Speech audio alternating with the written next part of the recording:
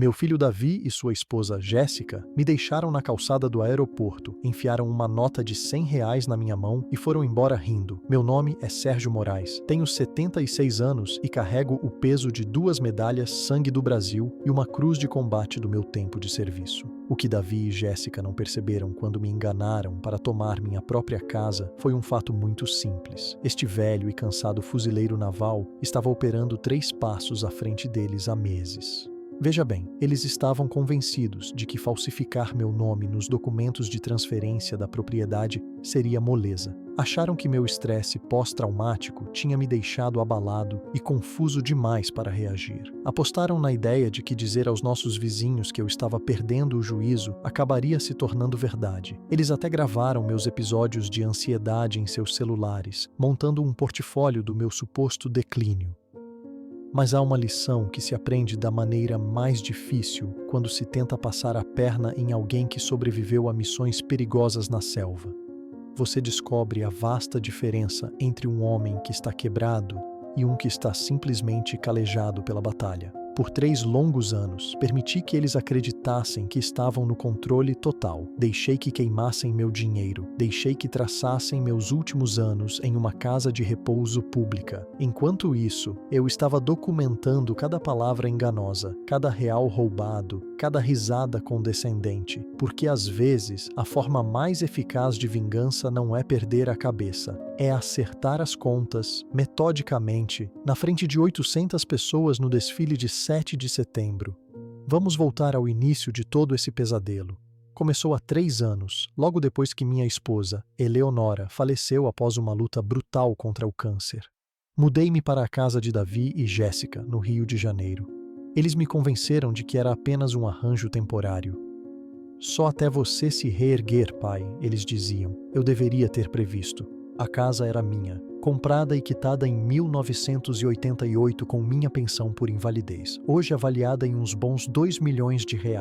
Mas, na névoa do meu luto, assinei papéis que davam a Davi a autoridade sobre as contas da casa. Depositei minha fé no meu único filho. A humilhação começou sutilmente. Davi fazia questão de revirar os olhos sempre que eu tomava meus remédios para o estresse pós-traumático. Sertralina 100 mg, Minipress 2 mg. O desfile de pílulas do Coroa vai começar de novo, ele anunciava para Jéssica com um sorrisinho. E eles trocavam aquele olhar, o que diz tudo sem uma palavra. Quando ruídos altos e repentinos desencadeavam meus episódios, o comportamento de Davi piorava. Uma porta de carro batendo, o alarme estridente de seu BMW, até o barulho do caminhão de lixo nas manhãs de terça. Eu instintivamente me encolhia, minhas mãos tremendo, minha mente instantaneamente transportada de volta para as patrulhas úmidas na América do Sul. Lá vai o velho maluco de novo. Davi resmungava, alto o suficiente para eu ouvir, revivendo seus filmes de guerra. Jéssica começou a filmar esses momentos em seu novo iPhone. É para o seu próprio bem, Sérgio, ela alegava com um sorriso enjoativamente doce. Só para o caso de precisarmos provar que você está com dificuldades. Eu me vi pedindo desculpas o tempo todo, por me assustar com um som, por pedir a ele para baixar o volume da televisão, por simplesmente ocupar espaço. Desculpe, meu filho. Eu sei que posso ser difícil de lidar. Você não é difícil de lidar, pai. Você está quebrado. Essas palavras do meu próprio filho me cortaram mais fundo do que qualquer estilhaço em 1989. Eles começaram a me fazer jantar depois que terminavam o deles. Eu comia as sobras, servidas em um prato de papel, enquanto eles usavam a porcelana fina que Eleonora e eu havíamos escolhido juntos. Eu sentava sozinho na cozinha, como se fosse um empregado, ouvindo-os conspirar sobre seu futuro na minha casa. Assim que conseguirmos a escritura oficialmente transferida, podemos refinanciar, Jéssica sussurrava. Talvez finalmente conseguir aquela piscina que tanto queremos. Eu ouvi cada palavra, mas mantive minha boca fechada. Minhas consultas no hospital naval se tornaram munição para eles. Ele nem consegue mais dirigir para suas próprias consultas médicas. Davi contava aos vizinhos por cima do muro. A memória dele está completamente acabada. O estresse pós-traumático está piorando muito. Nada disso era verdade. minha última avaliação de competência da doutora. Evelyn Bastos foi cristalina, totalmente funcional.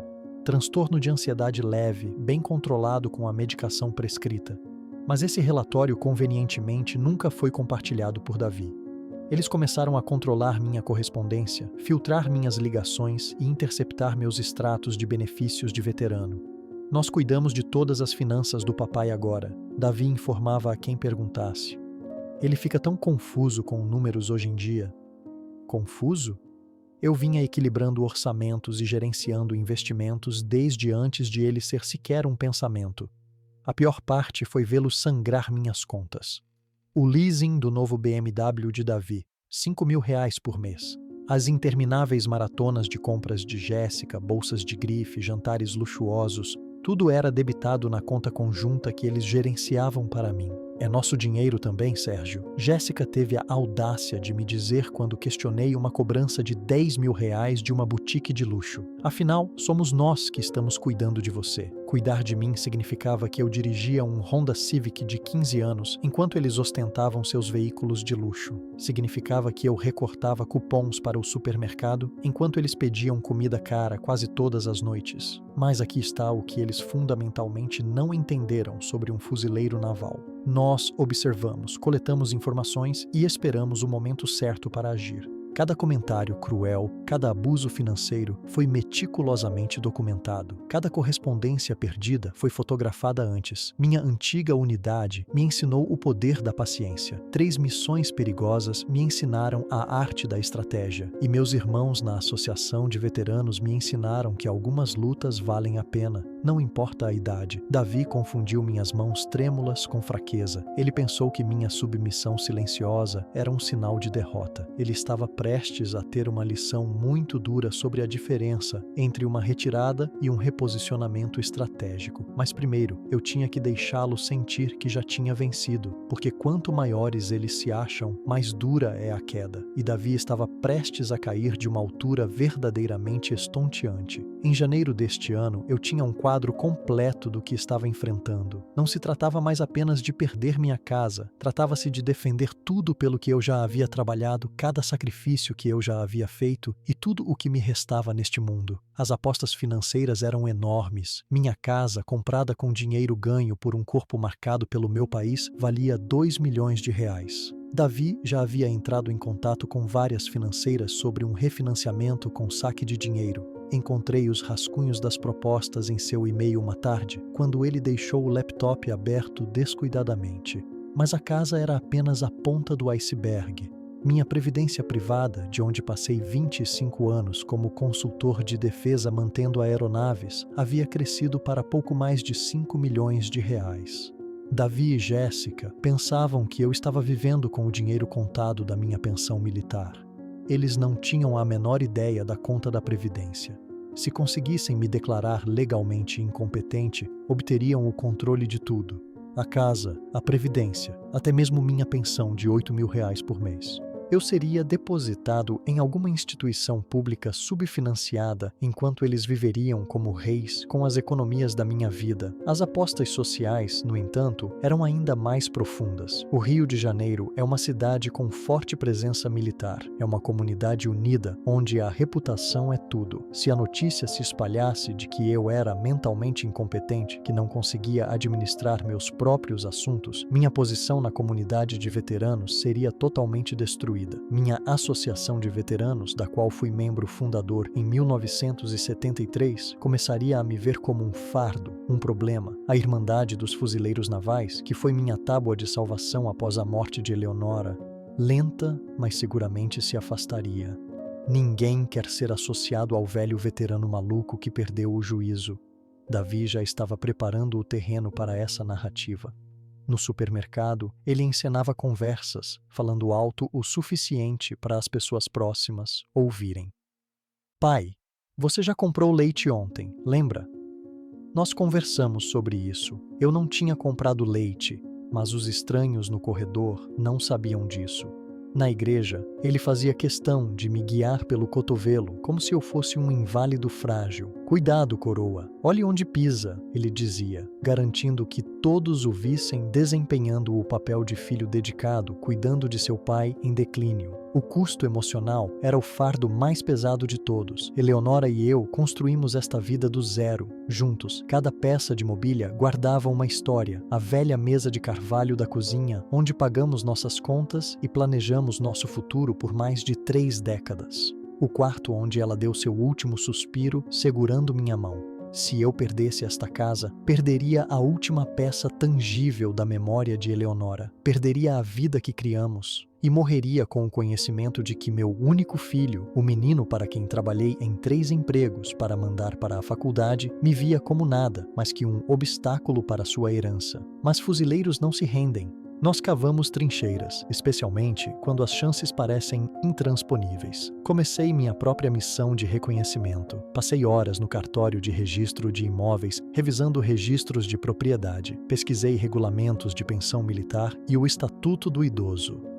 Meu diploma de Direito foi obtido na Universidade da Vida, com um curso de pós-graduação de 40 anos em navegar na burocracia militar. A equação era simples.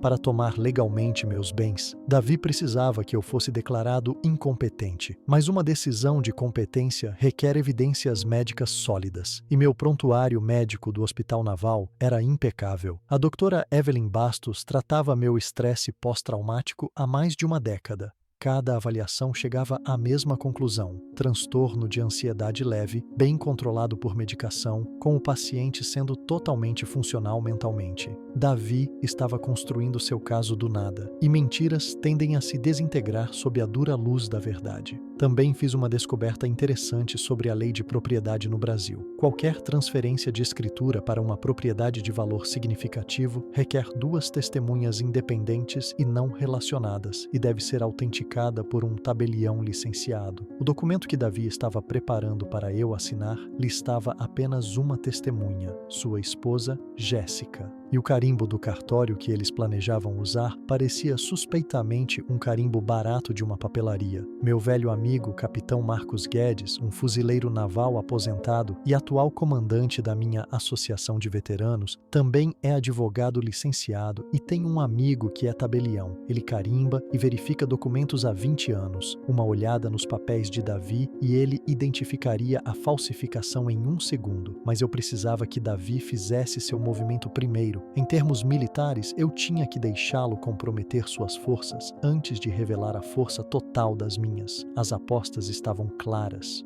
Tudo o que eu construí, tudo o que ganhei, tudo o que Eleonora e eu criamos juntos. Contra tudo isso, Davi não tinha nada além de arrogância, ganância e um profundo mal-entendido sobre o homem que ele estava tentando enganar. Ele achava que estresse pós-traumático era sinônimo de fraco. Ele achava que idade era sinônimo de estúpido. Ele achava que meus 30 anos de serviço a este país eram apenas uma brincadeira de soldadinho. Ele estava prestes a receber um curso intensivo sobre o que os fuzileiros fazem com aqueles que ameaçam os seus. Mas primeiro, eu tinha que deixá-lo armar sua armadilha. Porque às vezes, a defesa mais eficaz é permitir que seu inimigo acredite que já garantiu a vitória.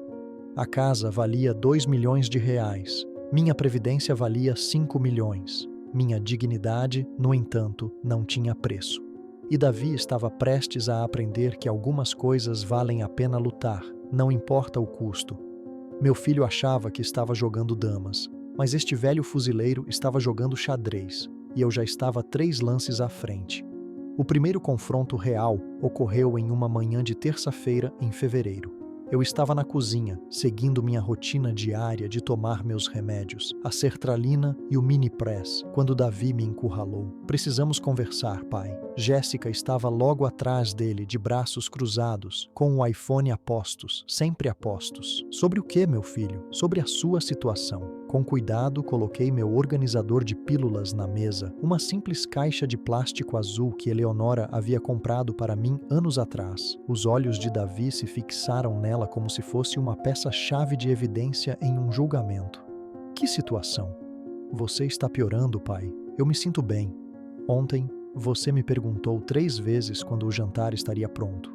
Isso era uma mentira descarada. Eu tinha perguntado uma vez por volta das 4 da tarde, porque Jéssica geralmente começava a cozinhar às 5 e já passava das 6:30. Não me lembro disso, viu?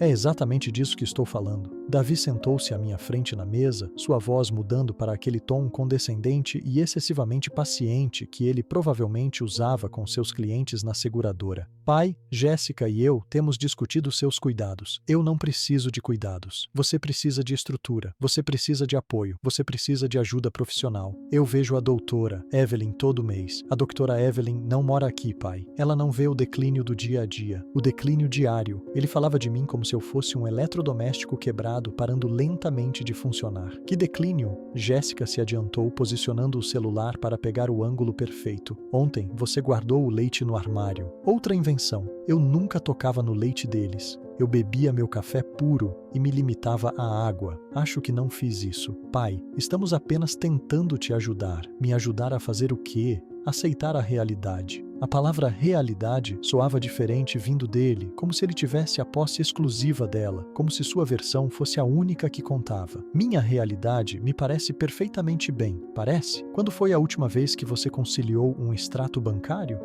Você cuida das minhas finanças agora. Porque você nos pediu. Porque você insistiu. Porque estava cometendo erros. Nós apenas nos encaramos sobre a mesa da cozinha de Eleonora. 3 décadas de refeições compartilhadas, bolos de aniversário e manhãs de Natal pareceram se dissolver naquele único e tenso momento. Que erros! A conta de luz. Você pagou 2 vezes no mês passado. Eu havia pago uma vez, no prazo, online, como fazia nos últimos 5 anos. Mas eu sabia que discutir o ponto só lhe daria mais material para sua narrativa. Entende? Você realmente entende o que está acontecendo aqui? Sua voz estava subindo agora, assumindo aquele tom agudo que sempre tinha quando ele e Jéssica discutiam sobre dinheiro, geralmente quando pensavam que eu estava fora do alcance da audição. Diga-me, você está perdendo o controle, pai? Sua mente, sua independência, tudo. Uma palavra tão final vinda de um homem tão pequeno.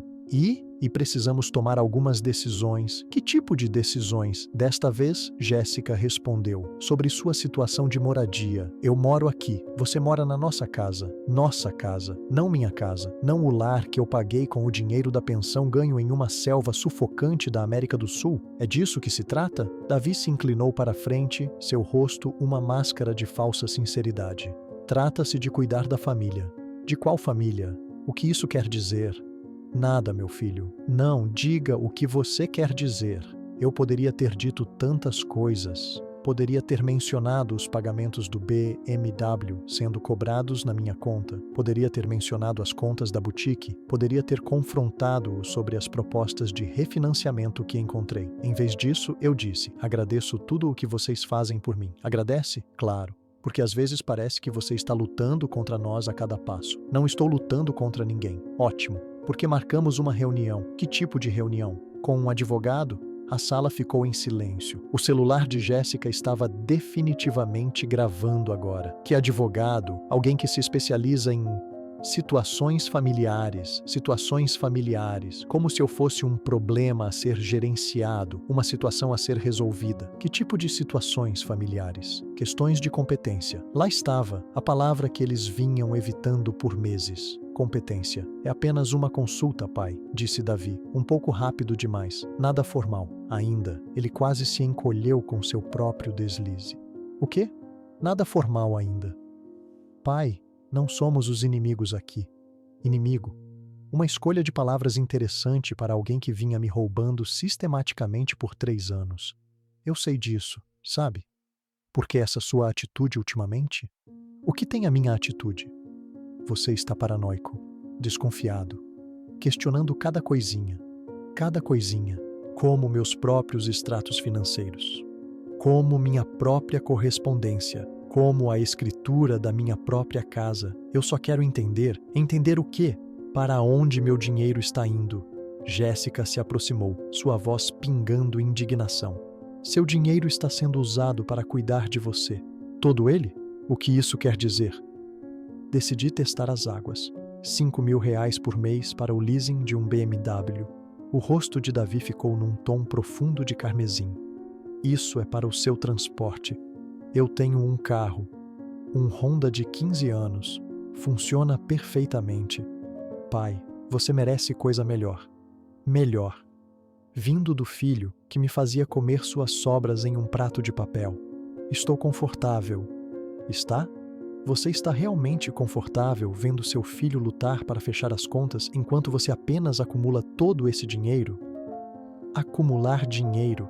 Como se economizar para o meu próprio futuro fosse um ato de egoísmo. Não estou acumulando nada. Então confie em nós para administrá-lo adequadamente. Eu confio em vocês. Então assine os papéis. Que papéis? Os que nos tornam seus tutores legais. Tutores legais, como se eu fosse uma criança em quem não se pode confiar para tomar suas próprias decisões.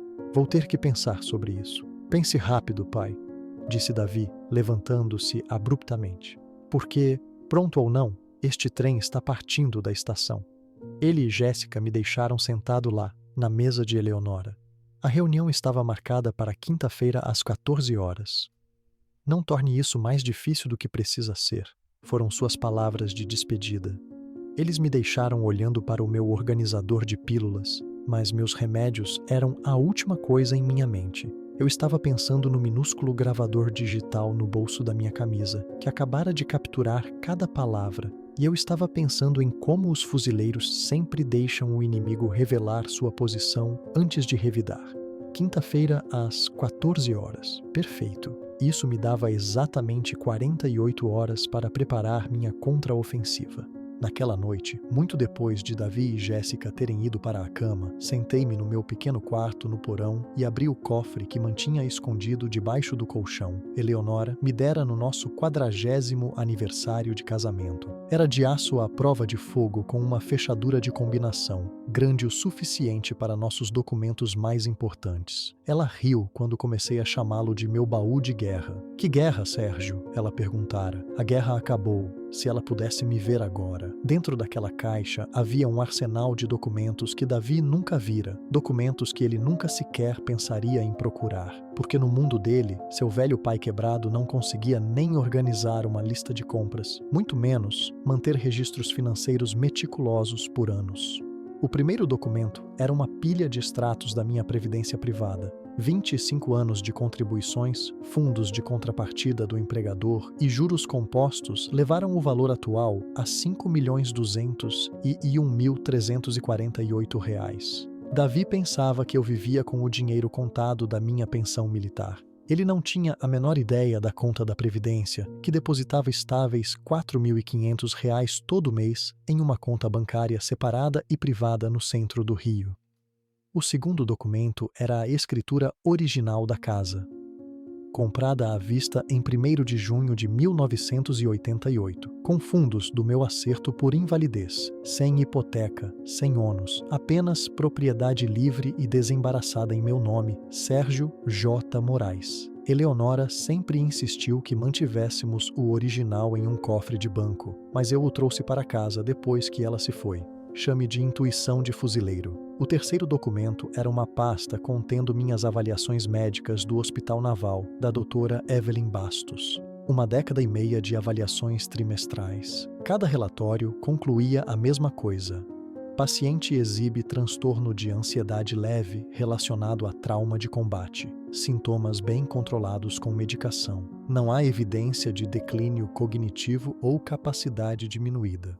Davi estava tentando construir um caso para minha incompetência sobre uma base de mentiras. Estes documentos eram a verdade, escrita em pedra. O quarto documento era um conjunto de formulários de procuração em branco que obtive de um escritório de advocacia legítimo. Eles exigiam 2 testemunhas independentes e reconhecimento de firma por um tabelião licenciado. Eu os comparei linha por linha com os papéis que Davi queria que eu assinasse. A versão dele era uma imitação barata, faltando metade da linguagem jurídica necessária e claramente destinada a ser carimbada com um selo de cartório genérico que se pode comprar em qualquer papelaria. Mas o o item mais importante na caixa não era de papel. Era um pequeno gravador digital ativado por voz que eu comprara há 3 anos. Tinha uma capacidade de armazenamento de 60 horas e uma entrada USB para fácil transferência. Por 3 meses sólidos, eu vinha documentando tudo, cada comentário sarcástico, cada decisão financeira que eles tomaram sem meu consentimento. Eu tinha 52 minutos de evidência bruta e gravada. Davi me chamando de maluco para seus amigos no telefone.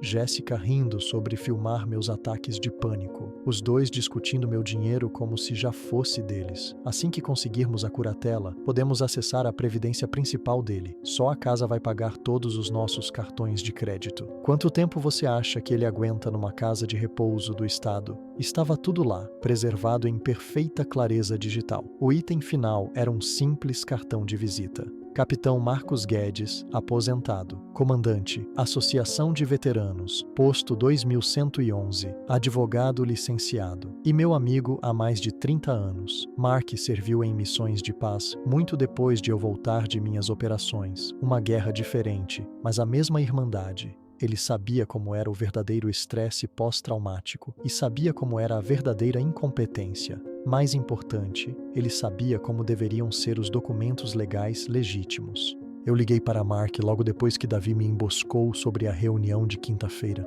Sérgio, você precisa de representação? Talvez. Não posso falar muito pelo telefone. Entendido. Você quer que eu dê uma olhada em alguns papéis para você? Isso ajudaria imensamente. Traga tudo o que você tem na quinta de manhã, antes da sua reunião. Mark não fez mais perguntas. Fuzileiros não precisam de explicações longas quando um irmão pede reforços. Fechei o cofre e o deslizei de volta para seu esconderijo. Amanhã eu faria cópias de tudo. Quinta-feira de manhã eu apresentaria a Mark as evidências. E quinta-feira à tarde eu entraria naquele escritório de advocacia preparado para a batalha. Davi pensava que estava enfrentando um velho confuso com mãos trêmulas e uma cabeça cheia de pesadelos. Na realidade, ele estava enfrentando um fuzileiro com décadas de treinamento militar, 52 minutos de evidência gravada e 5 milhões de reais em recursos não revelados. Eu estava contente em deixá-lo descobrir isso por conta própria, da maneira mais difícil, porque às vezes a melhor estratégia é deixar seu inimigo acreditar que já venceu até o momento em que você mostra a ele que ele nunca teve a menor chance. Sábado à tarde, 24 de fevereiro. Os Almeida, nossos vizinhos de porta, estavam dando seu churrasco anual do bairro. Era um grande evento, com 20 ou mais famílias se reunindo em seu quintal para hambúrgueres, cerveja e o tipo de fofoca de cidade pequena que se espalha como fogo. Davi insistiu que fôssemos. Vai ser bom para o papai sair, ele anunciou em voz alta para Jéssica, para meu benefício. Ele não socializa muito mais. Eu sabia exatamente o que era aquilo. Era uma performance. Davi estava prestes a dar um show para todo o bairro, interpretando o papel do filho dedicado sobrecarregado com um pai em declínio, e ele precisava de uma plateia ao vivo. O quintal dos Almeida já estava lotado. As crianças pulavam no parquinho, seus gritos felizes se misturando ao zumbido baixo da conversa dos adultos ao redor das mesas de piquenique. O cheiro de carvão e acendedor pairava no ar, despertando memórias que eu preferia manter enterradas. Encontrei um lugar perto da cerca dos fundos, longe do aglomerado principal de pessoas. Gerenciamento de TEPT 101. Sempre controle seu ambiente. Sérgio! Uma voz amigável cortou o barulho. Era o sargento Tony Ramalho, cerveja na mão. Ele era um sargento ainda na ativa no Corpo de Fuzileiros Navais, na casa dos 30 e poucos anos, com algumas missões no currículo.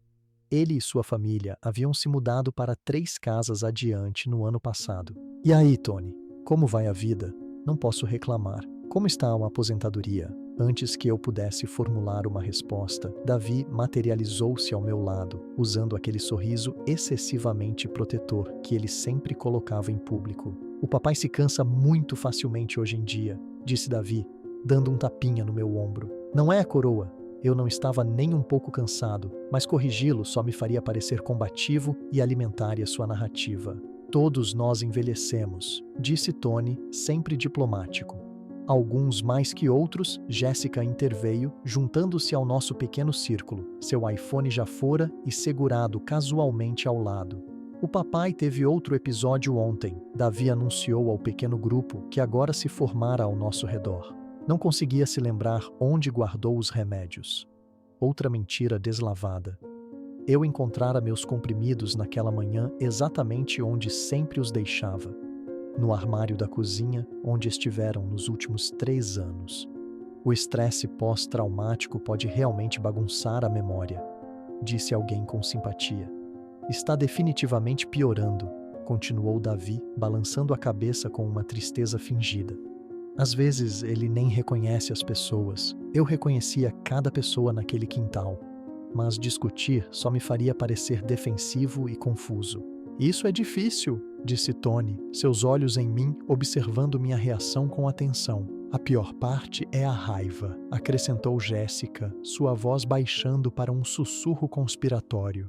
Ele fica violento quando está confuso. Violento? Eu não levantava a voz com raiva desde 1988. Sério? A expressão de Tony mudou. Ele era um fuzileiro. Ele conhecia outros fuzileiros. Ele estava lendo a situação, não apenas ouvindo as palavras. Semana passada ele jogou um prato, disse Davi, sua voz cheia de dramaticidade. Quebrou a janela da cozinha. Eu nunca joguei nada. A única janela quebrada em nossa casa foi por causa da bola de golfe do próprio Davi quando ele estava praticando seu swing no quintal há 2 meses. Isso parece assustador, alguém murmurou. Estamos administrando, disse Davi, interpretando o nobre mártir. A família cuida da família. O que o médico dele diz? Perguntou Tony, sua pergunta afiada e direta. A doutora Evelyn acha que ele precisa de cuidados mais estruturados, Jéssica respondeu rapidamente. A doutora Evelyn nunca disse nada do tipo, mas essa multidão não a conhecia. Tipo uma casa de repouso? Alguém perguntou. Estamos explorando todas as nossas opções, disse Davi gravemente. É uma decisão difícil, mas temos que pensar na segurança dele e na nossa segurança, como se eu fosse uma arma carregada que pudesse disparar a qualquer momento. O papai também se confunde com dinheiro, continuou Davi, empilhando as mentiras. Outro dia, ele nos acusou de roubá-lo. O pequeno grupo se mexeu desconfortavelmente. Nada deixa as pessoas mais nervosas do que lavar roupa suja em público. Isso deve ser tão difícil para vocês, disse a senhora Almeida, tentando ser solidária. É de partir o coração, concordou Jéssica, enxugando uma lágrima inexistente. Quando seu próprio pai começa a pensar que você é o inimigo, lá estava aquela palavra de novo. Eu apenas fiquei ali quieto, deixando-os construir o caso contra mim. Cada mentira, cada história fabricada estava sendo capturada em áudio digital cristalino pelo gravador escondido no bolso da minha camisa. Há quanto tempo ele mora com vocês? Tony perguntou a Davi. 3 anos agora, respondeu Davi, desde que a mamãe faleceu. Ele simplesmente não conseguia mais se virar sozinho. Não conseguia se virar. O que ele queria dizer era, eu possuía uma casa que valia mais do que ele ganhava em 5 anos. Isso é muito generoso da sua parte, disse alguém. É o que a família faz, respondeu Davi com falsa humildade. Mesmo quando é um trabalho ingrato, acrescentou Jéssica, olhando para mim com pena. Ingrato. Isso vindo da mulher que havia debitado uma compra de R$10.000 no meu cartão de crédito no mês passado. Às vezes ele sai perambulando à noite, continuou Davi, as mentiras se tornando mais elaboradas. Na verdade, tivemos que colocar novas fechaduras nas portas. Eu nunca perambulei por lugar nenhum. As novas fechaduras eram para me impedir de pegar minha própria correspondência na caixa de correio. Você já pensou em um ajuste de medicação? Perguntou Tony, seu olhar ainda fixo em mim. Os médicos dele estão trabalhando nisso, disse Jéssica com desdém. Mas, honestamente, acho que o dano é permanente. Dano permanente. Como se eu fosse um objeto sem conserto. A multidão estava comprando tudo. Pobres Davi e Jéssica, sacrificando suas vidas para cuidar de um velho veterano maluco que estava perdido demais para sequer apreciar sua bondade. A parte mais difícil é quando ele fica agressivo, disse Davi, sua voz baixando para um sussurro de palco para efeito máximo. Semana passada, ele realmente ameaçou chamar a polícia para nós. Eu, de fato, ameacei chamar a polícia, mas foi depois de encontrar outra cobrança não autorizada na minha conta. Delírios paranoicos, acrescentou Jéssica com um suspiro triste. Ele acha que todo mundo está contra ele. Todo mundo não estava contra mim. Apenas as duas pessoas que deveriam me amar mais. Bem, disse a senhora Almeida sem jeito, vocês dois estão fazendo um trabalho maravilhoso em circunstâncias muito difíceis.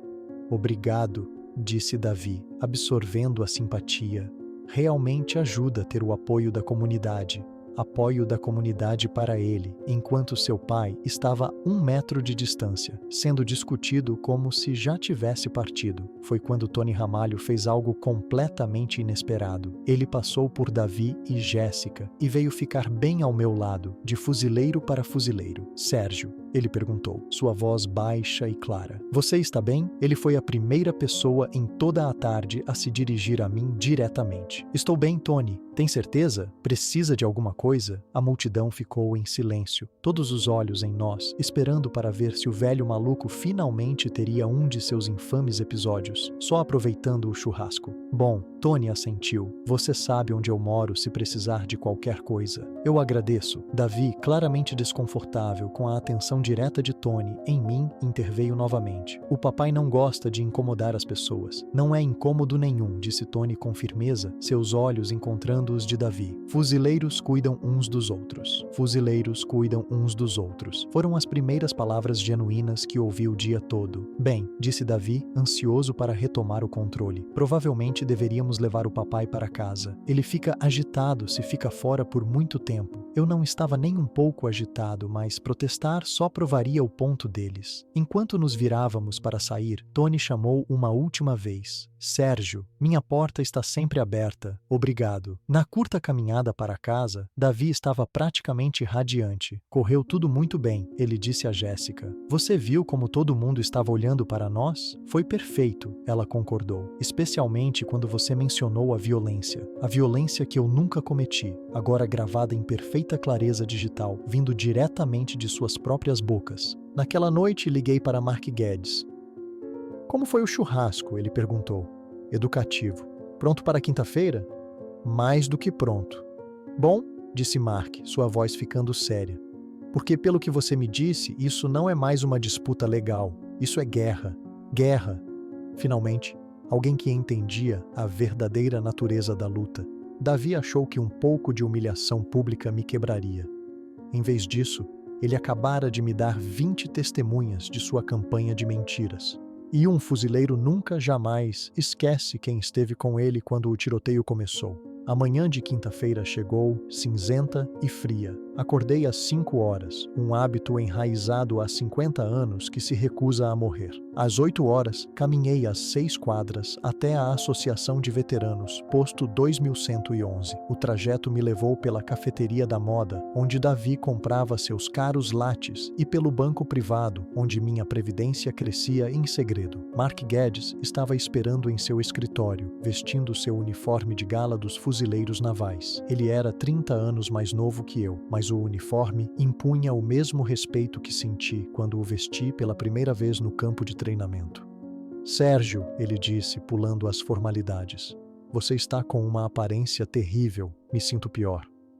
Entreguei-lhe o cofre. Ele o abriu e começou a estudar metodicamente cada documento com a precisão de um advogado. Sua previdência vale quanto? 5 milhões? E eles acham que você está quebrado, vivendo apenas da pensão? Ele leu as avaliações médicas da doutora Evelyn. Evelyn Bastos é o mais minuciosa possível. Esses relatórios são irrefutáveis. Davi alega que sou incompetente. Baseado em quê? Nas próprias invenções dele? Eu toquei para ele os 52 minutos de conversas gravadas. O rosto de Mark escurecia a cada mentira, cada comentário cruel, cada vez que eles discutiam meu dinheiro como se eu já estivesse na cova. Isso é abuso de idoso de manual, Sérgio. Ele disse quando terminou. Financeiro, emocional, o pacote completo. Você pode provar isso no tribunal? Com essa evidência? Com certeza. Ele pegou os papéis falsos da escritura que Davi queria que eu assinasse e os examinou sob a luminária de sua mesa. Isso é uma falsificação grosseira. O selo do cartório é uma imitação barata. A linguagem jurídica está toda errada e faltam as assinaturas de testemunhas exigidas. Não se sustentaria por um segundo. Então, qual é o meu movimento? Mark recostou-se na cadeira, o couro rangendo em protesto. Isso depende. Você quer destruí-los silenciosamente ou quer fazer isso publicamente? Qual é a diferença? Silenciosamente significa que entramos com acusações criminais, abrimos processos e passamos pelos trâmites legais. Leva meses, talvez mais. É muito eficaz, mas é tudo a portas fechadas. E publicamente? Publicamente, disse Mark, um sorriso lento se espalhando por seu rosto. Significa que os humilhamos na frente de toda a comunidade. É mais rápido, muito mais dramático, mas as consequências sociais são permanentes. Pensei no churrasco de sábado. Pensei em Davi interpretando o papel de filho dedicado, enquanto me pintava como um lunático violento e paranoico na frente de nossos vizinhos. Publicamente. Tem certeza disso, Sérgio? Não há como voltar atrás. Tenho certeza. O sorriso de Mark se alargou. Ótimo, porque eu tenho uma ideia. Ele pegou uma pasta de arquivo rotulada Comitê 7 de Setembro. Todos os anos, selecionamos um homenageado de honra para o desfile de 7 de setembro no Rio. Tem que ser um veterano local com um histórico de serviço condecorado, alguém que a comunidade respeite. Ok.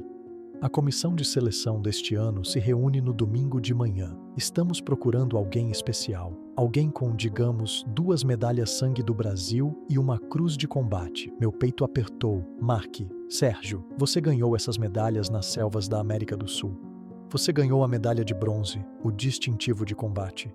Você é exatamente o tipo de herói que estamos procurando. Eu não costumo mais ir a desfiles. Por que não? As multidões, o barulho, o estresse pós-traumático, os relatórios da doutora. Evelyn dizem que você é totalmente funcional e seus sintomas estão bem controlados. Seus registros médicos provam isso. Ele estava certo, é claro. Mas décadas evitando multidões é um hábito difícil de quebrar. E o Davi? Ele vai ficar furioso. Ótimo, disse Mark secamente. Deixe-o ficar furioso na frente de 800 pessoas. 800 pessoas. A cidade inteira comparece ao desfile anual de 7 de setembro. Preciso pensar sobre isso. Sem pensar, disse Mark, sua voz assumindo o tom de comando de um capitão. Sim ou não, ele entendia os fuzileiros. Às vezes você precisa de ordens, não de opções. Sim, excelente. A comissão se reúne domingo às 10 horas. Vou colocar seu nome para nomeação. A moção passará por unanimidade. Como pode ter tanta certeza? Porque eu sou o presidente, disse ele com uma piscadela. No domingo de manhã, caminhei até a Associação de Veteranos às 9h45. Os 5 membros da comissão já estavam sentados ao redor da mesa de conferência. Mark e 4 outros veteranos, cujo serviço se estendia da Segunda Guerra ao Iraque. Senhores, anunciou Mark dando início à reunião, precisamos selecionar nosso homenageado de honra. Alguma sugestão? Eu estava pensando em Pedro Williams, disse um veterano da Marinha da Segunda Guerra. Sérgio Moraes, declarou Mark, sua voz firme. Um silêncio caiu sobre a sala. Sérgio Moraes? Perguntou Miguel Thompson, que serviu no exército durante a Segunda Guerra. Não o tenho visto muito por aí ultimamente. Ele tem lidado com alguns problemas familiares, explicou Mark diplomaticamente. Mas seu histórico de serviço fala por si. Ele então leu meu resumo de serviço completo em voz alta. 3 missões na América do Sul. 1ª Divisão de Fuzileiros. 2 medalhas Sangue do Brasil, uma cruz de combate, medalha de bronze, distintivo de combate, citação de unidade presidencial. Meu Deus, sussurrou Tomás Dutra, que esteve na Força Aérea durante a Guerra do Golfo. Esse cara é uma lenda viva. Alguma objeção à sua nomeação? Mark perguntou à sala. Silêncio. Moção aprovada. Sérgio Moraes é nosso homenageado de honra para o desfile de 7 de setembro de 2024. Mark me ligou naquela tarde. É oficial. Você é nosso homenageado de honra. E agora? Agora nós anunciamos. O jornal local, nossas redes sociais, os quadros de avisos da comunidade. Garantimos que Davi veja. Esse é o ponto. O anúncio saiu na edição de terça-feira do Observador do Rio. Veterano condecorado selecionado como homenageado de honra do 7 de setembro. O artigo detalhava meu histórico de serviço e afirmava que a Associação de Veteranos Posto 2111 tinha orgulho de anunciar Sérgio Moraes, 76, como homenageado de honra para o desfile de segunda-feira. Davi viu naquela noite. Eu estava na cozinha quando ele entrou pela porta da frente, agitando o jornal. Pai, você viu isso? Viu o quê? Perguntei calmamente. Este artigo, sobre você. Você é o homenageado de honra. Isso, pai, isso é enorme. É uma honra tão grande. Por que não nos contou? Porque você acha que sou um velho tolo e incompetente, pensei. Porque você passou 3 anos tentando convencer todo mundo de que sou um velho maluco. Não parecia tão importante. Não importante? Pai, a cidade inteira vai estar assistindo. A cidade inteira, incluindo cada pessoa do churrasco de sábado que ouviu Davi descrever meus episódios violentos e delírios paranoicos. Suponho que sim. Precisamos te preparar. Vamos comprar um terno novo, precisamos praticar seu aceno. Praticar meu aceno. Como se eu fosse uma espécie de foca amestrada se apresentando para sua diversão. Eu me viro, filho. Pai, este é o seu momento de brilhar. Meu momento de brilhar, um momento em que ele planejava ficar na sombra, absorvendo a glória refletida e levando o crédito por apoiar seu heróico pai veterano. Mas era exatamente com isso que eu estava contando. Na manhã de segunda-feira, Davi orgulhosamente escoltaria seu pai, homenageado para o desfile. Ele sorriria e acenaria para a multidão, aceitando sua admiração silenciosa por ser um filho tão maravilhoso e dedicado. E então eu mostraria a todos naquela cidade exatamente quem Sérgio Moraes realmente era. Não o velho quebrado e confuso das histórias de Davi, mas um fuzileiro condecorado com 52 minutos de evidência gravada e 5 milhões de razões para lutar. O desfile estava a apenas 5 dias de distância. Era hora de travar e carregar. Manhã de 7 de setembro, 8 horas. Meu uniforme de gala estava passado e pronto. Minhas medalhas posicionadas com precisão regulamentar. 2 medalhas. Sangue do Brasil, a cruz de combate, a medalha de bronze, o distintivo de combate, todos brilhando sob a luz do sol da manhã. Eu não usava essas condecorações há 15 anos. O peso no meu peito parecia ao mesmo tempo pesado e familiar. Davi circulava ao meu redor como um fotógrafo de moda, mexendo na minha gola, endireitando minhas fitas. Pai, você está incrível, ele elogiou, como um verdadeiro fuzileiro. Em oposição a quê? O fuzileiro de mentira que eu fui nos últimos 50 anos? Obrigado, filho. O bairro inteiro vai estar lá para ver isso. A senhora Almeida, a família Ramalho, todo mundo do churrasco. Todo mundo que o ouviu me caluniar com histórias de violência e paranoia. Só espero não decepcioná-los. Decepcioná-los? Pai, você é um herói. Herói. Era engraçado como essa palavra, de repente, encontrou seu caminho em seu vocabulário agora que havia câmeras envolvidas. Fomos para a área de concentração do desfile na prefeitura no BMW brilhante de Davi. Ele o mandou polir para a ocasião, querendo ter certeza de que parecia o papel para os vizinhos. Lembre-se de acenar, pai, ele instruiu do banco do motorista. Sorria bastante, faça contato visual, deixe-os ver as medalhas, deixe-os ver as medalhas que ele se referiu como lixo velho nos últimos 3 anos. A área de concentração era um zumbido caótico de atividade. A banda marcial do colégio estava afinando seus instrumentos, tropas de escoteiros organizavam suas bandeiras e políticos locais praticavam seus sorrisos insinceros. O capitão Mark Guedes se aproximou, resplandecente em seu próprio uniforme de gala, as barras de capitão em sua gola, capturando a luz da manhã. Sérgio, pronto para isso? Pronto. Ótimo. Você irá no conversível da frente. Eu o apresentarei quando chegar ao palanque. Davi se adiantou ansiosamente, com a mão estendida. Capitão Guedes, sou o Davi Moraes, filho do Sérgio. Mark apertou sua mão, seu aperto firme e sua expressão friamente educada. Prazer em conhecê-lo. Muito obrigado por esta honra. Davi elogiou. O papai está tão animado.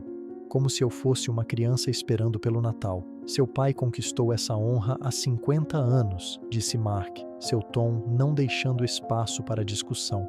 Estamos apenas finalmente reconhecendo-a adequadamente. O mestre de cerimônias do desfile, um jovem fuzileiro, me entregou uma pequena bandeira do Brasil e me ajudou a entrar no carro da frente, um Mustang conversível vermelho vivo com a capota abaixada.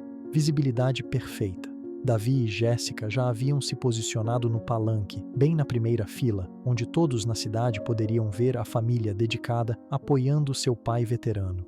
11 horas. O desfile começou. Descemos a avenida principal em um ritmo lento e cerimonial. Centenas de espectadores se alinhavam nas calçadas, crianças agitando pequenas bandeiras, veteranos mais velhos prestando continências afiadas, famílias aplaudindo. Acenei de volta mecanicamente, meus olhos focados no palanque à frente, onde Davi esperava com o celular erguido, pronto para capturar seu momento. O conversível parou diretamente em frente ao microfone. Mark se adiantou. Senhoras e senhores, é com grande honra que apresento nosso homenageado de honra, o veterano fuzileiro naval Sérgio Moraes. Aplausos educados percorreram a multidão. Mark continuou, sua voz ressoando pelos alto-falantes. Sérgio serviu em 3 missões na América do Sul com a 1ª Divisão de Fuzileiros Navais. Ele foi ferido 3 vezes, condecorado por bravura e, após seu serviço, passou 25 anos como consultor de defesa. A atenção da multidão se aguçou. Isso não era o blá blá blá cerimonial de sempre. Sérgio ganhou 2 medalhas sangue do Brasil, uma cruz de combate, uma medalha de bronze, o distintivo de combate e uma citação de unidade presidencial. Ele representa o melhor de nossa tradição militar e o espírito desta comunidade. Os aplausos aumentaram. As pessoas estavam se levantando agora. Mark me entregou o microfone. Sérgio, gostaria de dizer algumas palavras? Era isso. A hora da verdade. 800 pessoas assistindo. Davi radiante de orgulho. Jéssica filmando cada segundo para suas redes sociais. Levantei-me lentamente, as medalhas em meu peito refletindo o sol forte do rio. Obrigado por esta honra incrível, comecei. Minha voz firme e clara, ecoando pela multidão silenciosa. Nos últimos 3 anos, algumas pessoas nesta comunidade ouviram uma história sobre mim. Disseram a elas que sou um velho quebrado, confuso, violento e incompetente. O sorriso orgulhoso de Davi vacilou. Eu podia vê-lo na minha visão periférica, sua expressão mudando de orgulho para confusão. Disseram a elas que eu tenho episódios, que eu jogo coisas, que não reconheço as pessoas que amo. A multidão ficou completamente quieta. Este não era um discurso típico de 7 de setembro. Disseram a elas que sou paranoico e que até acusei minha própria família de me roubar. Davi estava balançando a cabeça agora, um gesto frenético e desesperado, tentando me sinalizar para parar. Jéssica havia abaixado o celular. Hoje, eu disse, minha voz se elevando. Eu quero que vocês saibam a verdade. Enfiei a mão no bolso interno do meu paletó e tirei um envelope pardo grosso. Por 3 anos, meu filho, Davi, e sua esposa, Jéssica, têm sistematicamente roubado meu dinheiro, falsificando documentos legais e conspirando para me declarar incompetente para que pudessem tomar minha casa. Um suspiro coletivo percorreu a multidão. Davi, seu rosto agora manchado de vermelho, levantou-se. Pai, você está confuso. Você precisa se sentar. Não estou confuso, filho. Sou um fuzileiro naval. Abri o envelope e comecei a tirar os documentos. Este é o extrato da minha previdência privada. Vale 5 milhões de reais, dinheiro que meu filho não sabe que existe. Um murmúrio baixo se espalhou pela multidão. Alguém gritou, caramba, esta é minha mais recente avaliação médica da doutora Evelyn Bastos. E cito, não há evidência de declínio cognitivo ou capacidade diminuída. Fim da citação. Davi agora estava abrindo caminho pela multidão, tentando chegar ao palanque. E isto, eu disse, segurando o pequeno gravador digital, contém 52 minutos de conversas gravadas onde meu filho me chama de maluco, onde eles discutem gastar meu dinheiro como se eu já estivesse morto e onde planejam me colocar em uma casa de repouso pública enquanto vivem na minha casa. A multidão explodiu. Houve gritos de vergonha e nojento. Davi finalmente alcançou o palanque. Pai, por favor, pare. Você está tendo um episódio. Não estou tendo um episódio, Davi. Estou tendo um acerto de contas. Mark se adiantou, segurando uma pasta de couro. Sou o capitão Marcos Guedes, comandante da Associação de Veteranos e advogado licenciado. Revisei todas as provas do Sr. Moraes. O que vocês ouviram hoje constitui crime de abuso de idoso, fraude financeira e falsificação. Ele me entregou um documento dobrado. Esta é uma medida protetiva com efeito imediato, proibindo Davi e Jéssica Moraes de entrar na propriedade de Sérgio Moraes ou acessar qualquer uma de suas contas financeiras. Peguei os papéis e os estendi para meu filho. Você está intimado. A multidão estava de pé, uma mistura de aplausos para mim e vaias para Davi e Jéssica. Um mar de celulares agora gravava tudo. Tony Ramalho abriu caminho para a frente, a voz de sargento cortando o barulho. Precisa de alguma coisa, Sérgio? Uma carona para casa seria apreciada, sargento. Entendido. Davi estava recuando, os papéis amassados em seu punho. Pai, podemos resolver isso. Vamos ter uma reunião de família, só nós. Não haverá mais reuniões de família, filho. De agora em diante, toda a comunicação passará pelo Capitão Guedes. Mas, pai, é Senhor Moraes para você. A multidão se abriu como o Mar Vermelho enquanto Tony e outros 2 jovens fuzileiros formavam uma guarda de honra ao meu redor, me escoltando até a caminhonete de Tony. Atrás de nós, Davi e Jéssica estavam sozinhos no palanque, presos no brilho de 800 pares de olhos, cheios de nojo e decepção. Enquanto nos afastávamos, eu ainda podia ouvir o zumbido de indignação. Naquela noite, a história estaria por todo o Rio. Amanhã, todos saberiam exatamente o que Davi e Jéssica Moraes tentaram fazer. Para onde, Sérgio? Perguntou Tony. Para casa, eu disse. Minha casa. Pela primeira vez em 3 longos anos, essa palavra parecia real novamente. A manhã de terça-feira trouxe a primeira onda de consequências. Davi e Jéssica já tinham partido às 6 horas, um caminhão de mudança alugado carregado com seus pertences. Os vizinhos observavam de suas janelas enquanto eles se afastavam envergonhados, incapazes de encarar ninguém. Ao meio-dia, a medida protetiva estava em pleno vigor, com um oficial de justiça entregando a notificação oficial. Davi e Jéssica Moraes estavam legalmente proibidos de pisar em minha propriedade ou de me contatar diretamente. O acerto de contas financeiro foi ainda mais rápido. Meu banco privado ligou às 14 horas. A conta conjunta que Davi vinha gerenciando mostrava impressionantes R$52 mil em cobranças não autorizadas nos últimos 3 anos. O leasing do BMW, as compras de Jéssica, contas de restaurante, até mesmo uma viagem para a Bahia que eu aparentemente fiz sem meu conhecimento. Senhora Moraes, estamos revertendo todas as cobranças não autorizadas e congelando a conta, informou-me o gerente do banco. Também somos obrigados a registrar uma denúncia de fraude junto à Polícia Federal. A Polícia Federal, a licença de seguro de Davi, exigia uma ficha criminal limpa. Uma única condenação por fraude significaria o fim de sua carreira. A quarta-feira trouxe as consequências sociais. A senhora Almeida bateu na minha porta segurando uma travessa de comida e com uma expressão de profundo pedido de desculpas. Sérgio, eu sinto muito, muito mesmo. Não tínhamos ideia do que ele estava fazendo com você. Obrigado, senhora. O bairro inteiro se sente péssimo. Deveríamos ter visto os sinais. Você não espera que a família minta para você? Eu disse. Ainda assim, se precisar de qualquer coisa, supermercado, uma carona para uma consulta, é só pedir. Na quinta-feira, a história chegou à primeira página do Observador do Rio.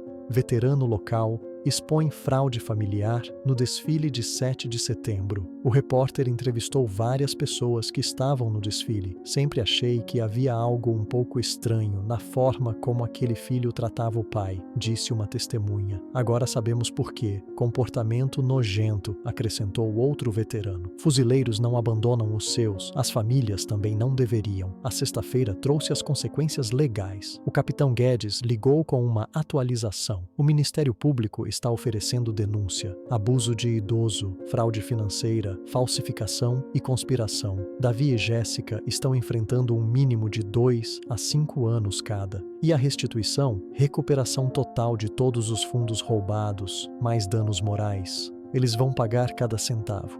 E a casa? Sua, livre e desembaraçada. A escritura falsificada nunca foi registrada, então não há complicações legais. Davi tinha sido muito arrogante, muito confiante em seu esquema. Ele planejou registrar a papelada fraudulenta somente depois de ter me declarado incompetente com sucesso. Sua própria ganância o tornou descuidado. O sábado trouxe a consequência mais satisfatória de todas. Tony Ramalho passou com notícias de sua esposa que trabalhava na mesma seguradora que Davi. Davi foi demitido ontem, disse ele. Política da empresa, nenhum funcionário com acusações de fraude pendentes. E o BMW deles, reintegrado na quarta-feira. Acontece que eles estavam com 3 meses de atraso nos pagamentos. Davi estava roubando meu dinheiro apenas para manter um estilo de vida que ele não podia pagar. Agora, no espaço de uma única semana, ele havia perdido tudo. Seu emprego, seu carro, sua casa e sua reputação.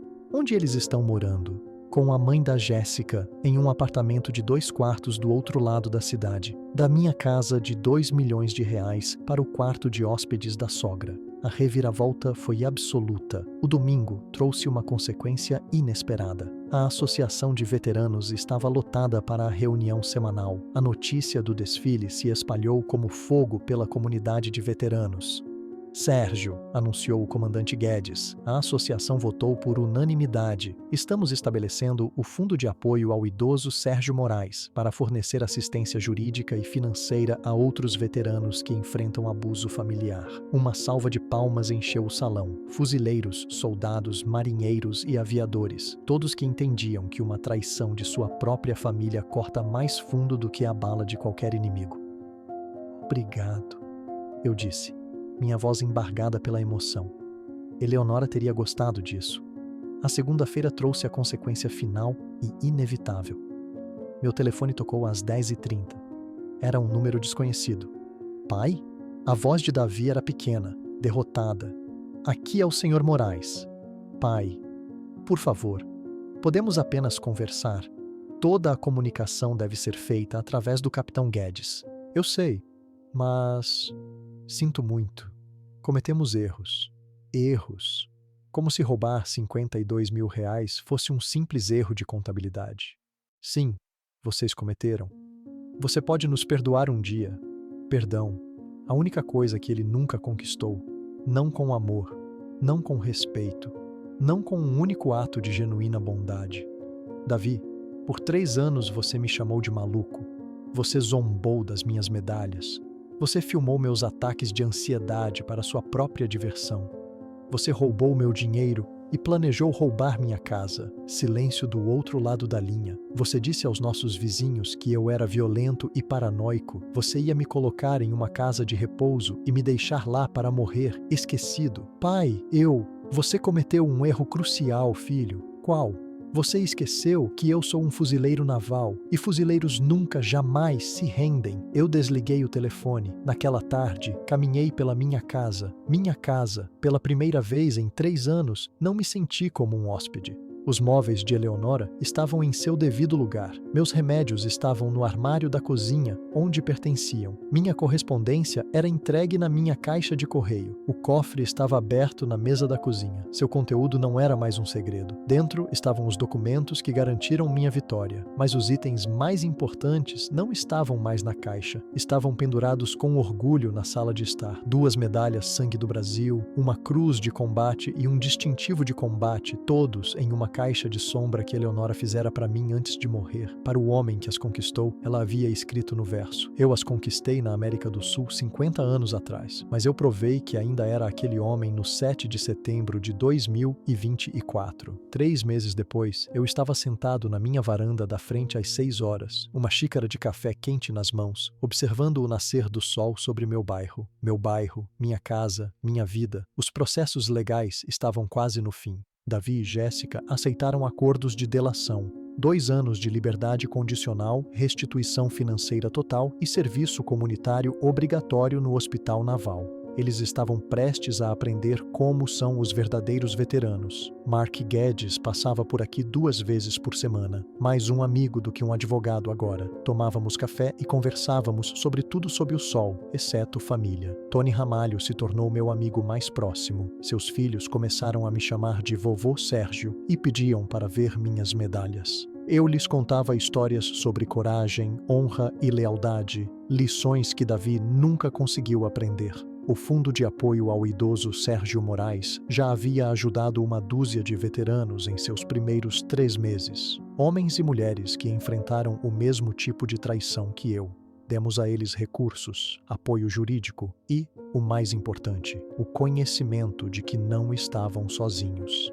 A doutora Evelyn ajustou minha medicação. Meus sintomas de estresse pós-traumático melhoraram drasticamente quando a verdadeira fonte do meu estresse diário foi removida. Acontece que ser implacavelmente manipulado pelo seu próprio filho é muito pior para sua saúde mental do que qualquer memória de combate persistente. Davi ligou mais 2 vezes. Nas 2 vezes, eu simplesmente o encaminhei para o escritório de Mark. Ele perdeu o direito de falar com seu pai no dia em que escolheu a ganância em vez do amor.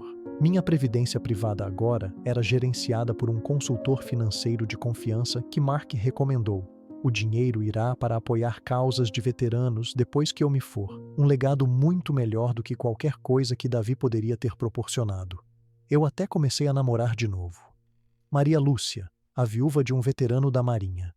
Ela entendia de famílias militares. Estamos indo devagar, como pessoas da nossa idade deveriam, mas a mudança mais importante foi a mais simples. Parei de me desculpar pela minha própria existência. Não havia mais jantares de sobras em pratos de papel.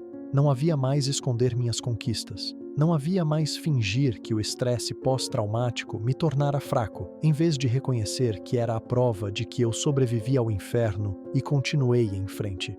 Esta manhã, meu celular vibrou com uma mensagem de texto. Feliz aniversário, vovô Sérgio. Podemos ver suas medalhas hoje? Era da filha de Tony, Emma. Eu havia esquecido completamente que era meu aniversário. 77 anos. Claro, querida, respondi por texto. Venham depois da escola. Esta noite, a família Ramalho se juntará a Maria Lúcia e a mim para um jantar de aniversário na minha casa. Família de verdade. Família escolhida. Pessoas que entendem que o respeito é algo que se conquista, não algo que se exige. Se você está ouvindo esta história, por favor, lembre-se disto. Nunca é tarde para estabelecer limites. Nunca é tarde para lutar pelo que é seu. E nunca, jamais é tarde para recuperar sua dignidade. Às vezes, as pessoas que mais te machucam são aquelas que deveriam te proteger. Mas fuzileiros sempre protegem uns aos outros. E no final, isso faz toda a diferença do mundo. Fim da história.